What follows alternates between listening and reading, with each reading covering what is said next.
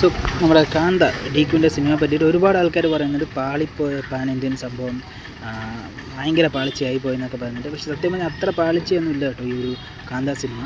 ഈ പടത്തിൻ്റെ പ്രശ്നം എന്ന് പറഞ്ഞു കഴിഞ്ഞാൽ ഈ ഒരു ഫിലിമോഗ്രഫി, മിസ്റ്ററി, ത്രില്ലർ, ക്രൈം ഒക്കെ ചേർത്തിട്ടുള്ളൊരു പടമാണ്. പക്ഷേ ഈ സിനിമയ്ക്കുള്ളിലെ സിനിമ വരുമ്പോൾ അതിനകത്ത് അതെല്ലാവർക്കും ഇഷ്ടപ്പെടണമെന്നില്ല, ആ ഒരു കൺസെപ്റ്റ്. അതുപോലത്തെ പടങ്ങൾ മലയാളത്തിൽ പൊട്ടിയ പടങ്ങൾ ഒരുപാടുണ്ട്. പക്ഷെ അതിൽ വിജയിച്ചത് ഉദയനാണ് താരമാണെന്ന് തോന്നുന്നുണ്ട്.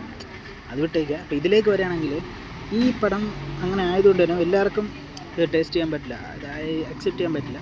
സോ അതുകൊണ്ട് ചില ആൾക്കാർ പടം മോശം എന്നൊക്കെ പറയുന്നതല്ലാതെ ഭയങ്കര മോശമൊന്നുമില്ല. ലെങ്തി ആയിട്ട് ഉള്ളൊരു പടമാണെങ്കിലും അത്യാവശ്യം കുഴപ്പമില്ലാത്തൊരു എൻജോയ്മെൻറ്റ് പടമാണ്, ഒരു ഡീസൻറ്റ് പടം. സോ അങ്ങനെ നമ്മൾ കുറച്ച് പറയേണ്ട കാര്യമൊന്നുമില്ല, ഒരു ഡീസൻറ്റ് പടമാണ്, പെർഫോമൻസ് ഓറിയൻറ്റഡ് പടമാണ്. ഭയങ്കര പെർഫോമൻസാണ് ഡീക്യുവിന് ഇതിനകത്ത്.